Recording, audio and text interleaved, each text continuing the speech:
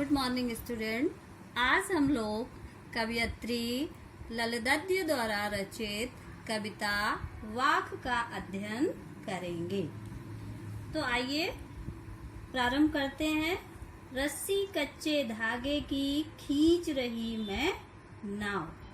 कवयित्री कहती है कि कच्चे धागे की बनी रस्सी से मैं नाव खींच रही हूँ। कौन सी नाव? शरीर रूपी नाव मैं कच्चे धागे की बनी रस्सी अर्थात सांसों के सहारे खींच रही हूँ। जब तक सांसें हैं तब तक हमारा शरीर काम करता है। जाने कब सुन मेरी पुकार। कवयित्री कहती हैं कि ना जाने कब हमारी पुकार सुनेंगे कौन?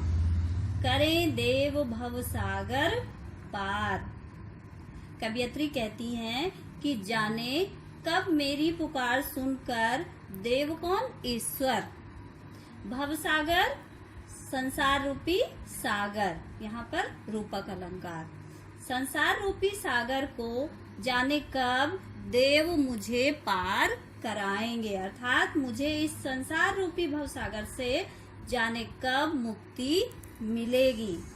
पानी टपके कच्चे सकोरे व्यर्थ प्रयास हो रहे मेरे।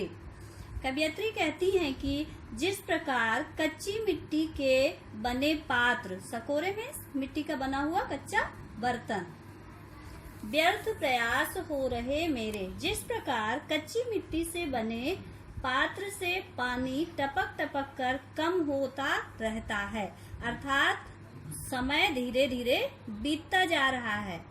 जिस प्रकार से कच्चे मिट्टी के बर्तन से पानी टपकता है, ठीक उसी प्रकार मेरे जीवन से एक एक पल समाप्त हो रहा है।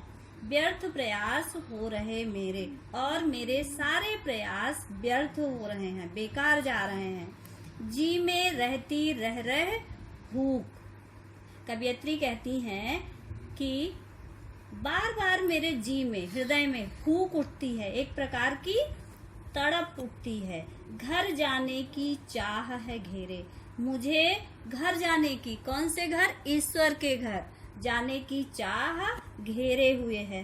अर्थात यहाँ पर कवयित्री यह चाहती हैं कि कब वो इस नाश्वर संसार को छोड़कर प्रभु के पास पहुंच जाएं और उन्हें सांसारिक कष्टों से मुक्ति मिल जाए। अगला वाक है खा खा कर कुछ पाएगा नहीं। अब यहाँ पर कवयित्री ने मनुष्य को मध्यम मार्ग अपनाने की सीख दी है। वे कहती हैं कि ना तो बहुत ज्यादा खाना चाहिए, यहाँ खाने का मतलब है भोग विलास में नहीं लिप्त हो जाना चाहिए। मनुष्य को बहुत अधिक भोग विलास में नहीं लिप्त होना चाहिए। ना खाकर बनेगा अहंकारी, और ना ही बिल्कुल खाना छोड़ देना चाहिए, अर्थात बिल्कुल त्यागी बनना भी नहीं चाहिए। क्यों? क्योंकि फिर व्यक्ति स्वयं को बहुत बड़ा त्यागी समझने लगता है और उसके मन में अहंकार आ जाता है। अहंकार में घमंड, अभिमान आ जाता है। सम खा तभी होगा समभावी।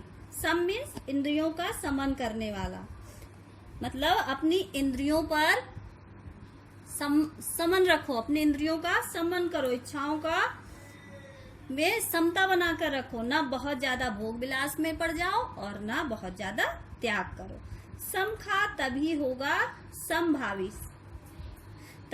जब आप इनमें समानता रखेंगे तभी आप में समानता की भावना विद्यमान होगी, और उसका परिणाम क्या होगा? उसका परिणाम यह होगा खुलेगी सांकल बंद द्वार की। और जो सांकल लगी हुई है बंद द्वार की, सांकल कौन से बंद द्वार की? ईश्वर प्राप्ति का जो द्वार है उस पर जो सांकल लगी हुई, कुंडी लगी हुई है, वह तभी खुलेगी। कब? जब हम इंद्रियों पर नियंत्रण रखेंगे और उनमें समभाव रखेंगे, समानता रखेंगे, ना बहुत अधिक भोग और ना बिल्कुल त्याग। सुख दुख के मध्य का मार्ग हम अपनाएंगे और तभी प्रभु प्राप्ति की जो बंद द्वार की सांकल है वह खुल जाएगी और हमारा ईश्वर से मिलन हो जाएगा। इनका अगला वाक है, आई सीधी राह से गई न सीधी राह। यहाँ पर कवयित्री कहती हैं कि प्रभु की प्राप्ति के लिए वह आई सीधी राह से, वह इस संसार में तो सीधे रास्ते से आई, किंतु गई न सीधी राह, वह सीधे रास्ते पर नहीं रह सकी। क्यों? यहाँ आकर मोह माया आदि सांसारिक उलझनों में बंधकर वह अपना रास्ता भूल गई। कैसे भूल गई? वह क्या करती रही पूरे टाइम? सुसुम सेतु पर खड़ी थी, बीत गए दिन आह। सुसुम से सुषुम्ना नाड़ी रूपी सेतु, यहाँ पर भी रूपक अलंकार है। सुषुम्ना नाड़ी रूपी सेतु, सुषुम्ना नाड़ी को साधने में कवयित्री लग गई और उसका जीवन समाप्त होने पे आ गया। जीवन के दिन बीत गए दिन आह। कवयित्री कहती है कि मैं सुषुम्ना नाड़ी को साधने में लग गई, सुषुम्ना नाड़ी के माध्यम से कुंडलिनी जागरण में लग गई और इसी में जीवन बीत गया। जेब टटोली कौड़ी न पाई। जीवन के अंतिम समय में जब उसने अपनी जेब में खोजा तो उसे कुछ भी ना मिला। जेब में जब उसने टटोला, किसने? कवयित्री ने। कवयित्री कह रही कि जब मैंने अपनी जेब में हाथ डालकर देखा तो मुझे उस जेब में एक कौड़ी भी ना मिली। अर्थात उसने अपने जीवन में किए गए कर्मों का जब लेखा जोखा देखा तो उसे लगा कि उसने सुषुम्ना नाड़ी के माध्यम से कुंडलिनी जागरण में अपना पूरा समय बर्बाद कर दिया और आज उसके पास एक कौड़ी भी नहीं है। अर्थात अच्छे कर्म का कुछ भी नहीं है।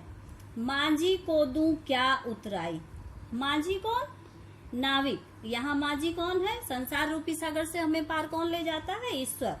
अब कवयित्री कह रही हैं कि अंतिम समय आ गया है, भवसागर पार करने के लिए मेरे सामने प्रभु हैं। उस प्रभु, उस मांझी को मैं क्या उतराई दूं? उतराई, पार उतारने का किराया।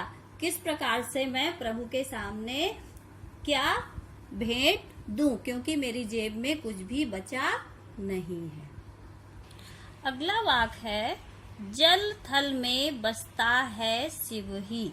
यहाँ पर कवयित्री ईश्वर के बारे में बताते हुए कहती हैं कि वह हर स्थान पर व्याप्त है। जल थल, जल में और थल अर्थात जमीन में, जमीन पर बसता है, निवास करता है। कौन? शिव ही। यहाँ शिव कौन है? ईश्वर, प्रभु। कवयित्री कहती हैं कि ईश्वर जल थल अर्थात हर स्थान पर विद्यमान है। भेद न कर क्या हिंदू मुसलमान। यहाँ पर कवयित्री कहती है, हे मनुष्य, तू धार्मिक आधार पर हिंदू मुसलमान का भेदभाव मत कर, भेदभाव त्याग दे और उसे हिंदू मुसलमान के भेदभाव को त्याग कर मनुष्य रूप में अपना। ज्ञानी है तो स्वयं को जान, वही है साहिब से पहचान। कवयित्री कहती है कि यदि तू ज्ञानी है, ईश्वर को जानने से पहले तू स्वयं को जान, खुद को जान, अर्थात अपनी आत्मा को पहचान। आत्मा में जो आत्मज्ञान है उसे पहचान।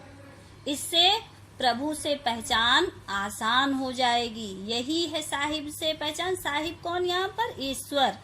यदि आप अपने आत्मज्ञान को समझ लोगे, अपनी आत्मा को पहचान लोगे, स्वयं को जान लोगे, तो आप ईश्वर से मिल सकोगे, ईश्वर की पहचान कर सकोगे, ईश्वर की सत्ता को समझ सकोगे। अर्थात ईश्वर ही तो आत्मा रूप में हम सभी में निवास करता है।